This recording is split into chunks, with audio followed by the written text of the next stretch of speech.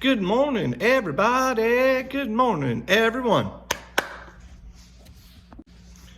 Hey guys, and welcome to EDU 3510, episode 4.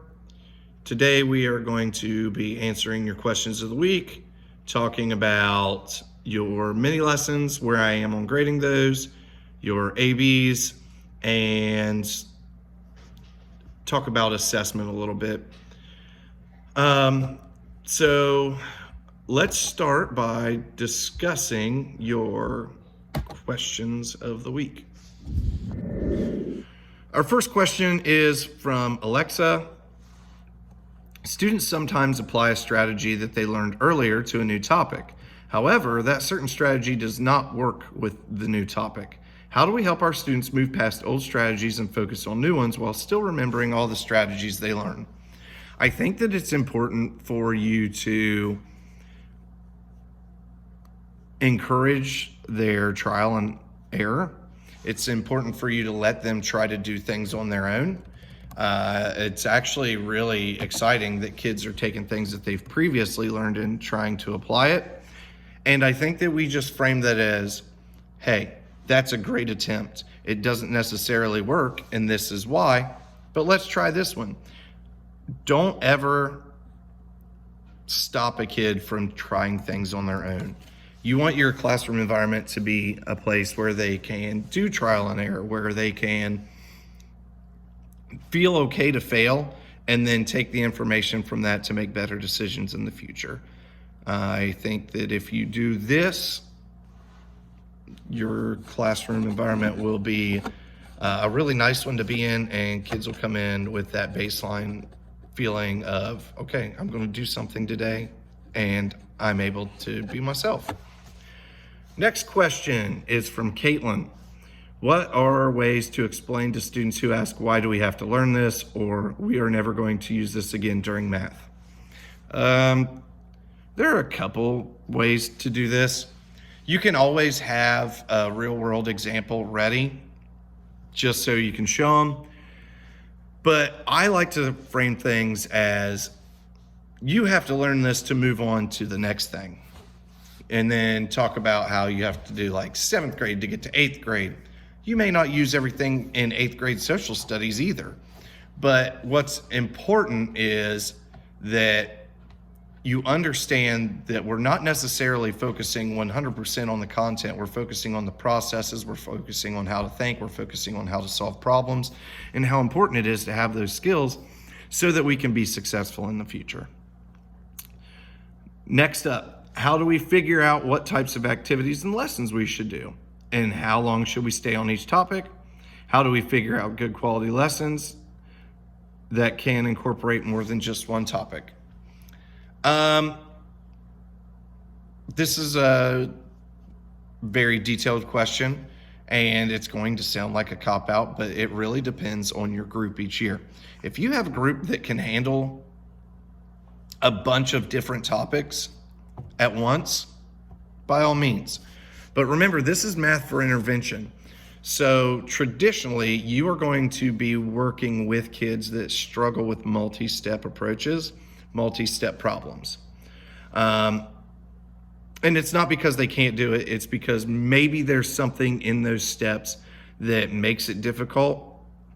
And in the past, they haven't been very well supported, so they just quit. They just give up. And that's on us as educators to let them get to that point, but we have to do our best to fix it for them. So I think that what types of activities and lessons, that depends on your group of kids. If you have kids that are really into interacting or really into hands-on stuff, do those things. If you have kids that are really into computers, then do computer activities. Same with lessons.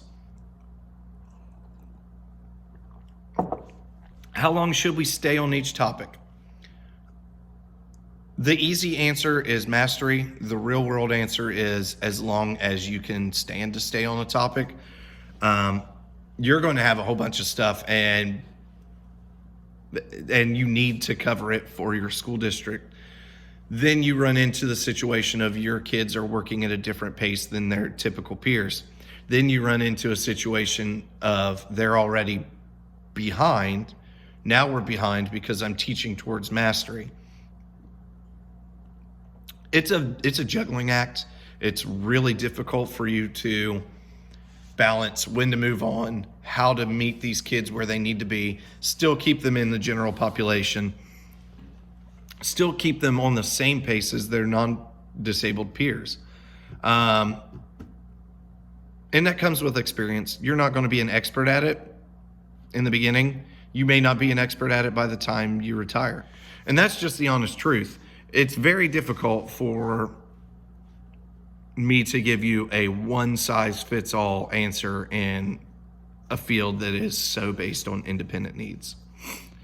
Next, how do we figure out good quality lessons that can incorporate more than just one topic?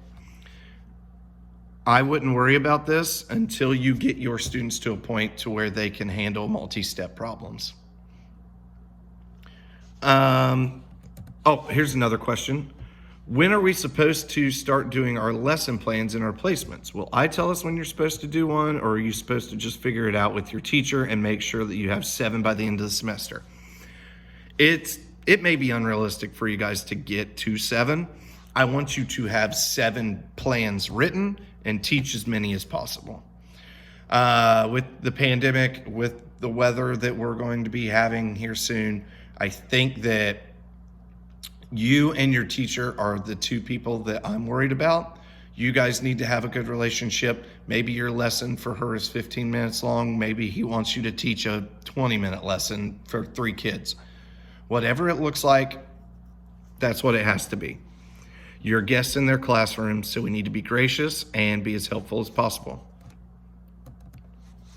Final question. What is a good way to have a good classroom atmosphere that supports discussion when you have students who may not be open to sharing their thoughts in a classroom discussion? You could do it like I'm doing this. It would be difficult for you guys to maybe ask these questions on Zoom. You could have a discussion board and then you could talk about it. I actually, when I taught high school, had a couple students who had social anxiety, and it was so crippling they couldn't answer questions during class. So what I did was I used Classroom Dojo, and I invited everybody to join my classroom. And those who were too nervous to ask questions could just send me a message on Dojo during the instruction, and I would answer it. It would ding on my computer, so I could answer the question right there. I was not a person who needed to remove cell phones from the classroom because I used them as a tool to help with instruction. And I think that that was really beneficial to my kids and my instruction and my classroom management. You have kids that do have their cell phones, but because they're using them proactively, they're not on them doing inappropriate things. So I think that that's a good way. I think that putting kids in small groups with some peers, letting them have a discussion, and then come together and have a spokesperson for each group, I think that's another great way to have classroom discussions. I also think that the more at home your kids feel in your classroom, the better that their baseline emotional response to your classroom is, the more open your discussions are going to be. So now I want to dive into just a quick little thing about assessment before I let you go. Make sure that when you are doing an assessment in the classroom, it has a purpose. For years and years and years, teachers have given tests at the end of a week, at the end of a quarter, at the end of a semester, because it's what you do. Assessments don't always need to be summative. Use formative assessments to find out what your kids need, where they are, how you can plan your instruction to meet the needs of your classroom. Because ultimately you have to remember, yes, we have a curriculum we have to reach, but our responsibility is to that group of learners and making sure that their needs are being met. So by using assessments to formulate your lesson plans and to form an opinion on where your students are and how they learn, you're going to be more effective. Make sure that your assessment actually measures what you're looking for. If you have a learning standard to where in middle school you're looking at kids can find the mean height or the mean of a certain set of data, 50 problems calculating the mean isn't really an effective way to measure that. You can check that benchmark with 10 problems. You can check it with 5. If a kid can do it 5 times, they can probably figure the mean. I think that in math especially, we get too caught up with having a bunch of problems on an assessment that instead of assessing where our kids are, how they're performing, what their needs are, we just kind of punish them with a really big assignment.